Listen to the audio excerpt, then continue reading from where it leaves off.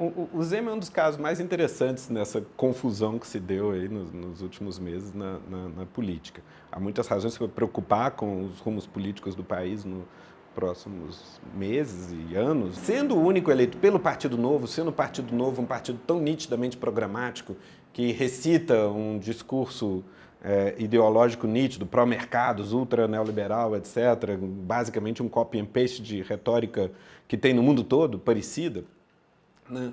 Poderiam esperar um profeta dos mercados, hipervoluntarioso, ideológico, doutrinário, etc. No entanto, o perfil pessoal que o Zema está projetando desde o momento que ele vai para o segundo turno não é esse. Ele é todo propenso a veja bem, ele recua, ele media, ele está atento, parece, às consequências práticas do que vai fazer, mais do que a simples expressão de slogans, né? Perto dele como vice-presidente tem um cara como Paulo Brandt, que é uma longa trajetória na burocracia, e irmão de Roberto Brandt, que é um deputado de décadas de protagonismo na política nacional e no Estado. Então, tem um conhecimento de causa ali incorporado no mandato se eles estiverem se comunicando bem. Ele, em princípio, parece antes o cara... embora tenha, em princípio, uma prioridade, uma linha, um discurso, mais mercado, menos Estado e tal, ele parece o cara propenso a ouvir, a ver qual é a correlação de forças real, onde dá para andar e se organizar para andar. Tem que ver na prática como é que essa alquimia funciona.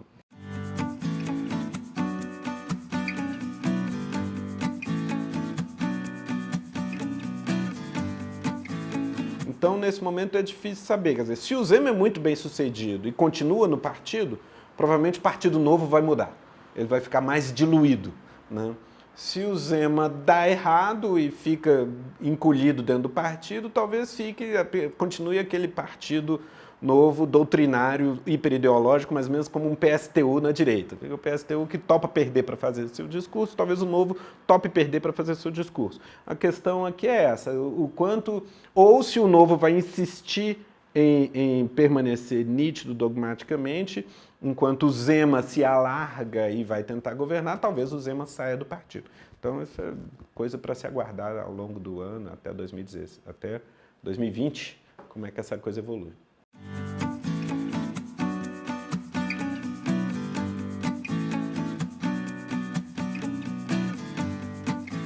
A eleição municipal é aquele lugar que a gente para olhar o que aconteceu, os alinhamentos consumados, né? O que acontece é que ao longo de um ano você começa a ver quais são as linhas de tensão maiores, onde é que o governo está navegando com maior naturalidade, onde é que ele breca, trava, e qual é a propensão do governador quanto à sua vida partidária, né? Ele vai ser uma grande liderança nacional de um novo partido, o Partido Novo, etc., vai disputar esse quinhão, ou ele vai seguir seu caminho e deixar o Partido Novo como uma pequena franquia de um clube de ricos eleitoralmente irrelevante, né? Então, essa é a grande incógnita difícil de saber. Ou, simplesmente, o Zema vai dar errado, dar com a cara na parede, ser engolido pela burocracia.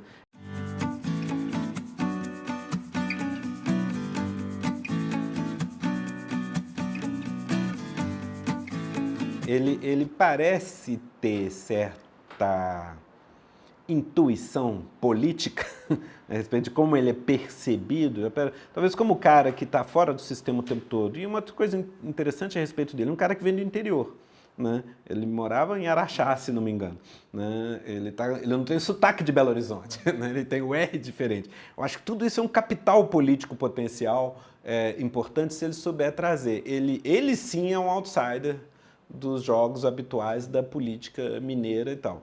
Ele sabe que ele tem, em princípio, coisas impopulares para fazer, que é basicamente, ajuste fiscal é sempre impopular, diminuir gasto, né? Então, ele está tentando legitimar esses atos impopulares, sinalizando comedimento pessoal.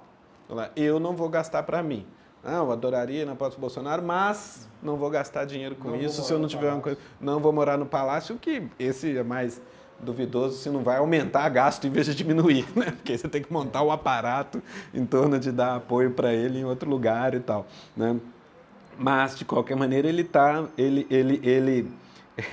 por baixo da capa, da máscara de empresário, de não político, ele sinaliza algum talento como demagogo, como alguém que diz o que ele julga que o eleitor quer ouvir e consegue operar.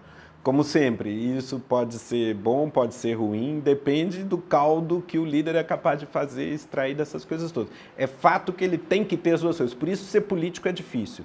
O político precisa ter clareza do que vai fazer, o que em princípio espanta aliados e fecha só um grupinho que concorda com ele, e ele precisa alargar, o que em princípio dilui sua mensagem, né? Por isso são duas coisas contraditórias que o político tem que fazer, por isso normalmente dá errado, né? Os grandes caras são os caras que conseguem alargar ao mesmo tempo que mantêm clareza de propósitos, né? O que é bastante difícil, mas é o desafio do métier.